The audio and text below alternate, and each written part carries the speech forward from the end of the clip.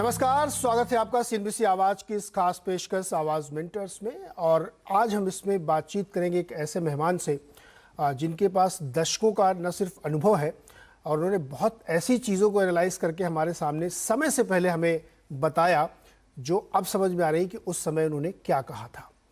तो कोशिश ये होती है कि उनके नॉलेज को, उनके एक्सपीरियंस को आपके साथ शेयर करूं, जिससे आप बाजार को अच्छे से समझ सके और अपने पोर्टफोलियो को बेहतर बना सके। आज की मेहमान है देवीना मेहरा जी, जो फर्स्ट ग्लोबल की चेयरमैन मैनेजिंग डायरेक्टर हैं, साथ ही फाउंडर भी हैं। और देवीना जी, बहुत बहुत स्वागत है आपका सीएनबीसी आवाज़ मिनटर्स की सीरीज़ में। जब मैं ये बात कह रहा हूँ तो मैं बड़े गर्व के साथ कह सकता हूँ कि आप शायद अकेली थी जिन्होंने 2-3 बातें करंट सिनेरियो के बारे में काफ़ी पहले कह दी थी, और वो बातें बिल्कुल वर्ड बाय वर्ड सच साबित हो रही हैं। एक आपने कहा था कि इंडियन करेंसी डेप्रिशिएट होगी, और आज आप देख लीजिए रुपए की स्थिति क्या है। अगर वाईटीडी यानी 2022 में देखें तो 7.5% रुपया करेक्ट हो चुका है। दूसरी बात आपने कही थी कि जो न्यू एज आईपीओज आ रहे हैं ये बहुत ज़्यादा टिकेंगे नहीं और इसमें बहुत ज़्यादा फंडामेंटल दम नहीं है। नतीजा सामने है, 60-65% तक सारे करेक्ट हो चुके हैं। तीसरी बात आपने ये कही थी कि जो यूएस यूक्रेन वाला युद्ध है वो कुछ समय बाद डिस्काउंटेड हो जाएगा, उससे बहुत ज़्यादा क्यूज नहीं लेंगे। और चौथी बात आपने कही थी कि क्रिप्टो करेंसीज 70 से 80% गिरेंगे। बिटकॉइन का हाल हमारे सामने है। बहुत बहुत स्वागत मैम। ये इतना सटीक एनालिसिस कैसे कर लिया आपने? धन्यवाद।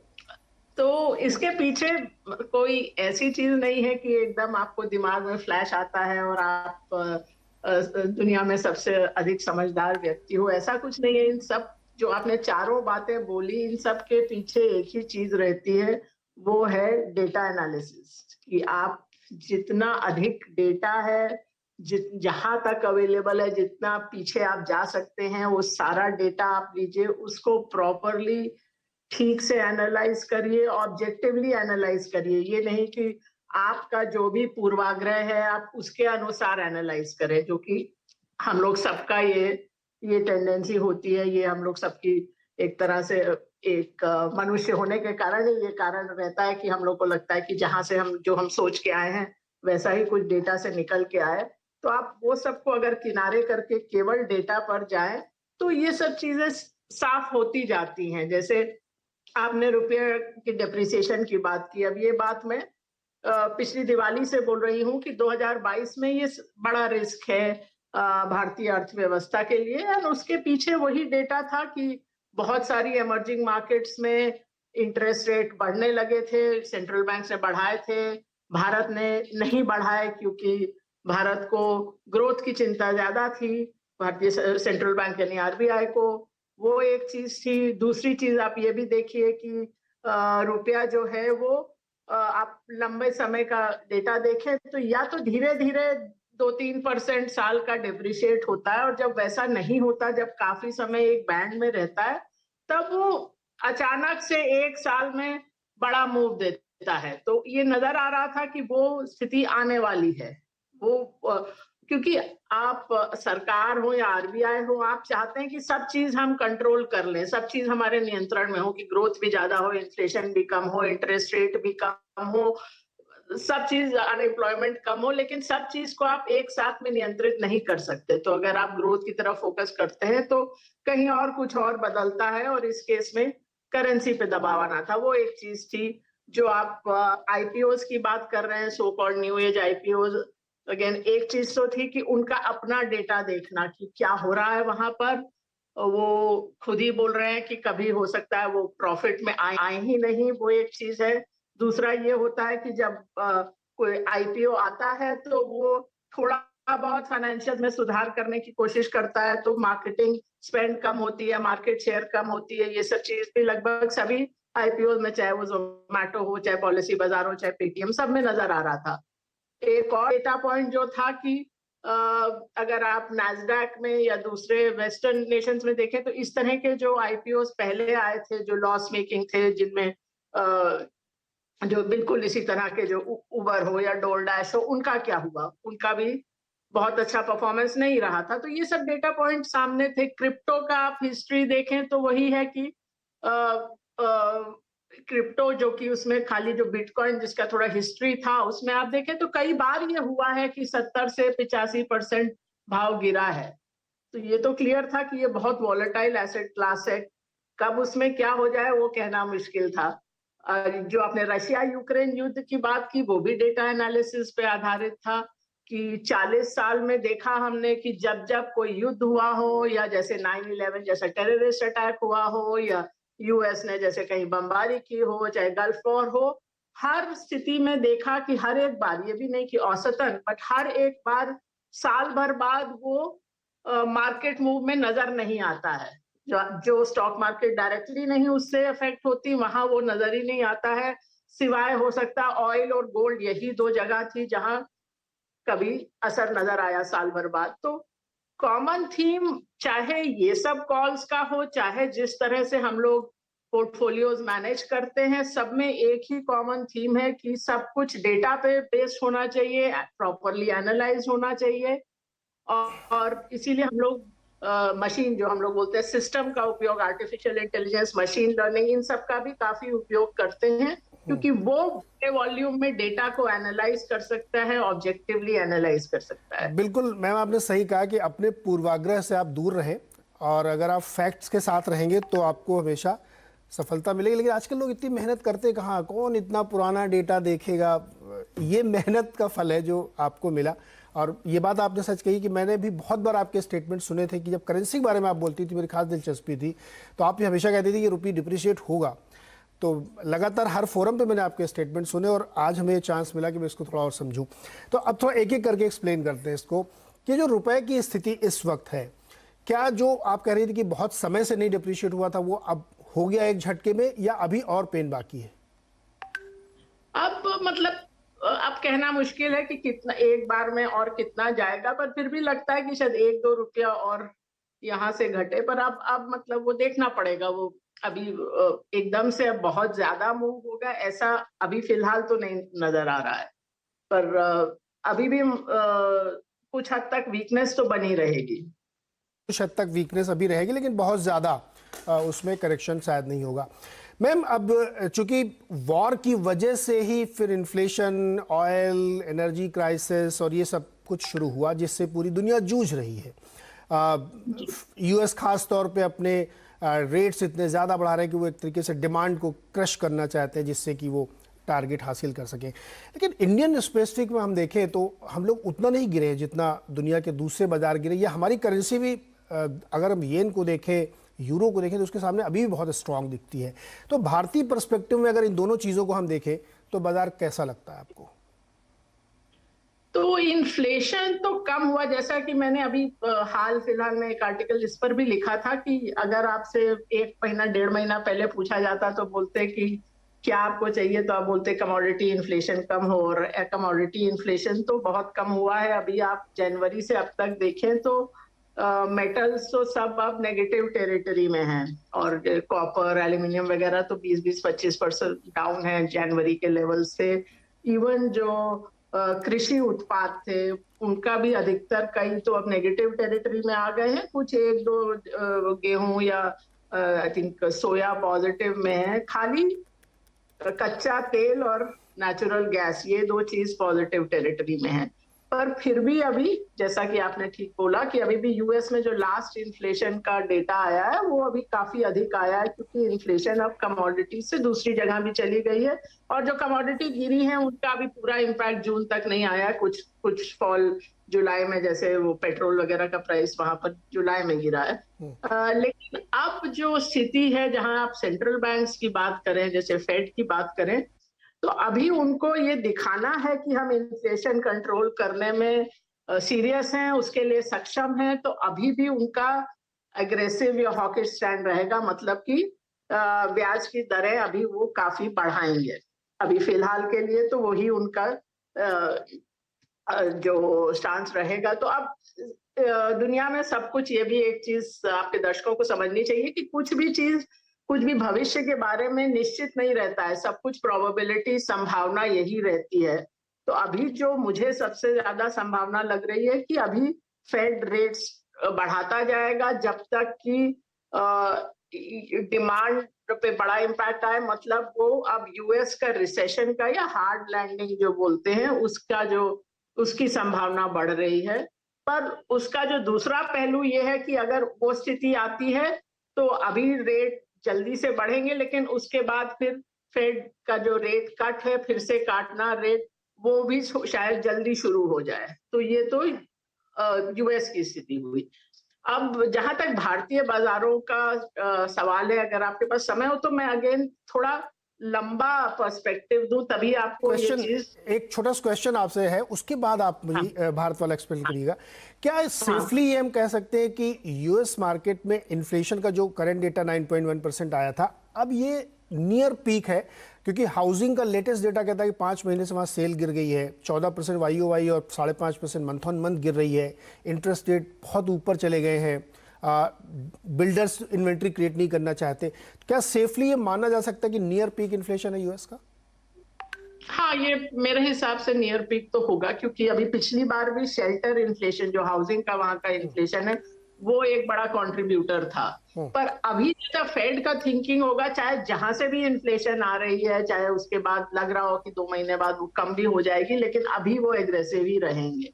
तो इस बार जैसे शेल्टर था या यूज्ड कार, जो सेकेंड हैंड कार जिसे हम लोग कह सकते हैं, वो इन्फ्लेशन में बड़ा कंट्रीब्यूटर थे। तो अभी थोड़ी अलग सी चीजों से आया है ये नंबर, बट जैसे भी वो नंबर आया है जी। वो फेड एग्रेसिव रहेगा, जिससे कि लोग इन्फ्लेशन का जो इन्फ्लेशन एक्सपेक्टेशन बोलते हैं कि लोग क्या एक्सपेक्ट करते हैं, क्या उनको लगता है कि अगले साल या 2 साल बाद इन्फ्लेशन होगा, वो नंबर बढ़ते नहीं जाना चाहिए, क्योंकि फिर वो उस साइकिल से निकलना मुश्किल हो जाता है, जैसा कि 70 के दशक में हुआ था। जी मैम, अब मैं भारतीय बाजार आपसे समझना चाहता हूं कि भारतीय बाजार आपके जो भी पर्सपेक्टिव है, क्या अभी भी महंगा है या अब वो फेयर हो चुका है? अप्रोच क्या होनी चाहिए इस समय मार्केट को लेकर के? अच्छा, तो ये मैं आपको वही बोल रही हूँ, मैं थोड़ा लंबा पर्सपेक्टिव लेना चाहूंगी, जी। क्योंकि ये मतलब ये आज का, ये एक हफ्ते का या एक महीने का पर्सपेक्टिव नहीं है। ये है, अगर आप भारतीय बाजारों को फिर अगर एक बार आप 40 साल के पर्सपेक्टिव से देखें, जब से लगभग समझ लीजिए सेंसेक्स 1979 में आया था, 69 में, तो तब से 40 से थोड़ा ऊपर हुआ है। तो हमारे सबके दिमाग में है कि इक्विटी मार्केट में लगभग 14-15% कंपाउंडेड रिटर्न बनता है, ऊपर नीचे होता है, पर लंबे समय में ये बनता है। तो लेकिन अगर आप देखें तो जो 80 का दशक था उसमें 21% कंपाउंडिंग थी, अगले दशक में 14%, फिर 17%, और जो 2010 से 20 वाला दशक था उसमें कुछ 8% से थोड़ा ऊपर कंपाउंडिंग थी। तो वो दशक बहुत खराब था, क्योंकि अगर आप सोचे तो वो उस टाइम फिक्स डिपॉजिट रेट भी 8% थे। तो वो जो एक पूरा दशक गया उसमें आपको इक्विटी में कुछ भी एक्सेस रिटर्न नहीं मिला वो रिस्क लेने के लिए। तो एक तरह से बाजार में उतनी संभावना थी कि ऊपर जाए, इसीलिए वो कोविड क्रैश के बाद इतना ऊपर गया, इतना बड़ा बुल रन रहा। तो वो चीज अभी पूरी तरह से खत्म नहीं हुई है, सेंस कि अभी भी ऐसा नहीं है कि अगर आप थोड़ा लंबा पर्सपेक्टिव देखें तो रिटर्न्स कोई बहुत ऐसा नहीं कि बहुत ट्रेंड लाइन से ऊपर चले गए हों, क्योंकि आप इतना लंबा समय आपने ट्रेंड लाइन के नीचे रहा। वो एक चीज थी। अगर आप रिलेटिवली देखें बाकी दुनिया के बाजारों की बनस्पत, तो 2021 पहला साल था बहुत सालों के बाद जब भारत टॉप 10 बाजारों में आया। नंबर 6 पे था पिछले साल भारत, जैसे जो 40-45 मेन मार्केट में, और उसके पहले हर साल कई सालों तक वो नंबर 21, 24, 25 इस रेंज में था। तो वो आउट परफॉर्म किए बहुत समय हो गया था। वो एक टाइम आया पिछले साल जब आउट परफॉर्मेंस शुरू हुई, तो वो अभी आउट परफॉर्मेंस मेरे हिसाब से जारी रहेगी। वो अभी पूरी तरह खत्म नहीं हुई है। इस बार ऑफ कोर्स हम लोग उतना ऊपर नहीं है। इस साल तो जो ईयर टू डेट है, ऊपर में जो 4-5 मार्केट्स हैं वो तो कमोडिटी वाली मार्केट है, सऊदी अरेबिया, यूएई, चिली वगैरह। और फिर भी हम लोग जो पूरा ग्लोबल इंडेक्स 17% डाउन है, हम लोग शायद 10% के लगभग डाउन है। तो आउट परफॉर्म तो कर रहे हैं अभी भी, वो जारी रहेगा। एक और चीज, ये भी डेटा है कि जो ये हम लोग 15% हमारे दिमाग में है, और आप सेंसेक्स के जब शुरू हुआ था उसमें अगर आप 100 रुपए लगाते तो वो अभी 44,000 हो जाता, 44,000। लेकिन अब हमने सोचा कि ये तो 40 साल की बात है, अगर उसमें सपोज आपने 10 दिन जो बेस्ट डेज हैं वो मिस कर दिए तो क्या होगा? अभी तो है कि 40 साल में 10 दिन क्या होते हैं, क्या फर्क पड़ेगा? लेकिन जब डेटा देखा तो एक तरह से खुद भी हम चौंक गए कि वो जो 44,000 है वो 15,000 रह जाता है, आपका 2/3 रिटर्न निकल जाता है 10 दिन मिस कर। तो अगर आप 30 दिन मिस कर जाएं, जो कि मतलब रिटर्न साल का एक दिन भी नहीं है, तो रिटर्न 4,000 से भी कम हो जाता है सारा रिटर्न। तो ये चीज से ये क्लियर हुआ कि आप अगर मार्केट में हैं और आपने अच्छे दिन कुछ एक दो भी मिस कर दिए तो वो आप कभी उसको बैकअप नहीं कर पाएंगे, उसकी भरपाई नहीं कर सकते हैं। तो वो चीज एक बार समझ में आ जाए तो दूसरी चीज एक और थी कि ये जो बड़े वाले जो 8% 10% मूव वाले दिन होते हैं ये आते कब हैं?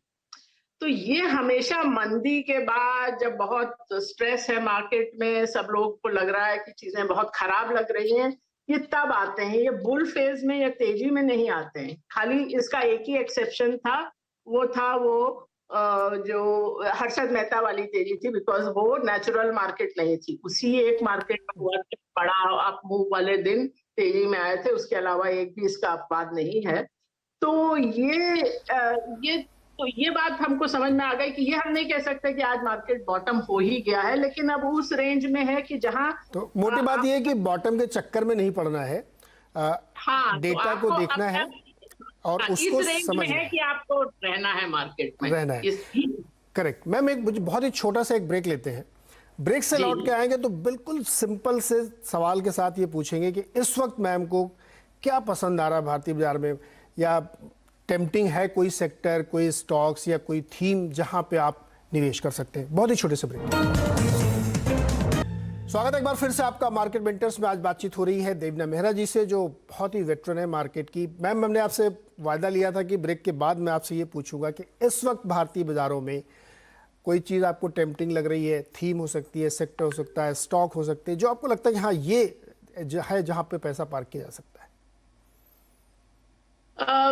जो एक तो चीज है जो हम लोगों ने बात की कि रुपी डेप्रिसिएशन की, उससे किनको फायदा होता है, वो उसके अलावा पीएलआई स्कीम से भी कुछ सेक्टर्स को फायदा हो रहा था। तो अभी मैं अगर देखूं अपने जो हमारे पोर्टफोलियो को, जैसा कि मैंने कहा कि ये पोर्टफोलियो हम लोग का जो पीएमएस स्कीम है, जब से हम लोगों ने शुरू किया है, we are number 1 on returns and risk adjusted returns also. तो जो उसमें जो सबसे ओवरवेट सेक्टर है अभी फिलहाल, वो कैपिटल गुड्स और इंडस्ट्रियल मशीनरी है, वो एक है। फिर रुपी डेप्रिसिएशन वाली थीम पर आईटी सर्विसेज, टेक्सटाइल्स, कुछ केमिकल्स में आपको पूरा केमिकल सेक्टर नहीं, पर आपको देखभाल के उसमें कुछ चीजें अच्छी लगती हैं, वो उसमें कुछ कुछ ओवरवेट होगा। एक और जो चीजें अभी ये तो हम लोग को थोड़े लंबे समय से अच्छी लगती रही हैं, जो थोड़ा अभी बदला है वो है कुछ हद तक ऑटो फोर व्हीलर्स और ऑटो कंपोनेंट्स में कुछ कंपनीज, वो एक है। कंज्यूमर गुड्स, एफएमसीजी, जो काफी समय से हमको अच्छा नहीं लगता था। अब एक तो ये इन्फ्लेशन, जो कमोडिटी इन्फ्लेशन कम हुई है, उससे दो तरह के उनको फायदे हो रहे हैं। एक तो जैसे पाम ऑयल डायरेक्टली उनका इनपुट जो बहुत बढ़ गया था वो नीचे आ गया है। उसके अलावा जो भारतीय उपभोक्ता था उसकी जो हर महीने का जो बजट था वो बिगड़ गया था, ये सब खास करके कृषि उत्पादों के बढ़ने से, खाने वाला तेल और ये सब, तो वो सब का भाव कम होने से और उसके कारण वो एफएमसीजी का अगर आप देखें तो वॉल्यूम पे प्रेशर आ रहा था, तो वो अब कुछ हद तक चला जाएगा। तो एफएमसीजी में भी कुछ, सब कुछ नहीं लेकिन कुछ 2-3 कंपनी हमने ऐड की हैं। तो ब्रॉडली ये होगा अभी हम लोग को जो अच्छा लगता है। मैम, जो सेक्टर्स के आपने जिक्र किया, एफएमसीजी का, आईटी का, या कैपिटल गुड्स में हैवी मशीनरी का, इसमें लीडर्स के टॉप वालों के साथ रहना चाहिए या मिड कैप में भी आपको लगता है कि वैल्यू है? ये तो मोस्टली एक बार सेक्टर आइडेंटिफाई करने के बाद आपको तो कंपनी बाय कंपनी ही देखना पड़ेगा। तो ऐसा आप खाली ही लीडर को ही लें ऐसा नहीं है। और जैसा कि मैंने कहा, कई सेक्टर तो ऐसे भी हैं, जैसे केमिकल्स है जिसमें कुछ ये जो पूरा केमिकल्स में प्राइस हाइक हुआ था, उसमें कुछ के लिए तो जो वो बनाते हैं उत्पाद उसका भाव बढ़ा था जो उनके लिए अच्छा था, और कुछ ऐसे थे जिनका जो वो इस्तेमाल करते हैं जो इनपुट है उसका भाव बढ़ा था, तो उनके लिए तो मार्जिन प्रेशर आया। तो आपको एक बार तो फिर देखना पड़ेगा कंपनी बाय कंपनी ही। ये 2021 जैसा मार्केट नहीं है जहां थोड़ा कम थोड़ा ज्यादा सभी कुछ चला। ये मार्केट थोड़ा ज्यादा सेलेक्टिव रहेगा। ये साल के शुरू से ही वैसी स्थिति रही है और अभी भी वही हमारा समझना है कि आपको सेलेक्टिव रहना पड़ेगा।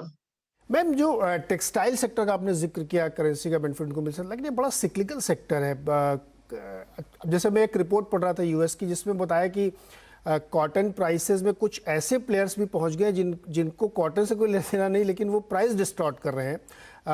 मार्केट में प्राइस चल रहा है 0.87 सेंट का और वो उसको 0.99 पे ले जाते हैं, जबकि टेक्सास में सूखा पड़ा है, नहीं हो रही कॉटन। तो ऐसे जो बहुत ज़्यादा अनसर्टेनिटी वाले सेक्टर, उसमें रहना चाहिए लंबे समय के लिए। वो टेक्सटाइल में आपको खाली मतलब अगर आप बिल्कुल कमोडिटी एंड पे हैं तब इसका डायरेक्ट असर पड़ेगा। अगर आप वैल्यू एडेड या ब्रांडेड में हैं तो वो थोड़ा सा अलग हो जाता है। और कॉटन भी ऊपर से तो काफी नीचे आया है। कॉटन जहां तक इंक्रीज हुआ था वहां से नीचे आया है। और इससे तो मुझे ये याद आया कि जब अमेरिकन सिविल वॉर हुई थी तब भी कॉटन के प्राइस बहुत ऊपर नीचे हुए थे और बॉम्बे के बहुत से जो स्पेक्युलेटर्स थे उन्होंने उसमें पैसा बनाया भी और फिर खोया भी। प्रेमचंद रॉयचंद से लेके। बिल्कुल बिल्कुल मैम, एक लास्ट क्वेश्चन जाते जाते कि ये जो एफआईआईज इतना पैसा निकाल के ले गए हैं और लास्ट 2 क्वार्टर से हम लोग जो डेटा देख रहे थे उसमें पिछले क्वार्टर में, दिसंबर क्वार्टर में क्लोज टू 1% उन्होंने अपनी होल्डिंग कम की थी और लेटेस्ट में मार्च क्वार्टर तक उन्होंने 0.5% कम की। तो ये इनका गुस्सा अब खत्म होगा, वापस आएंगे अब ये?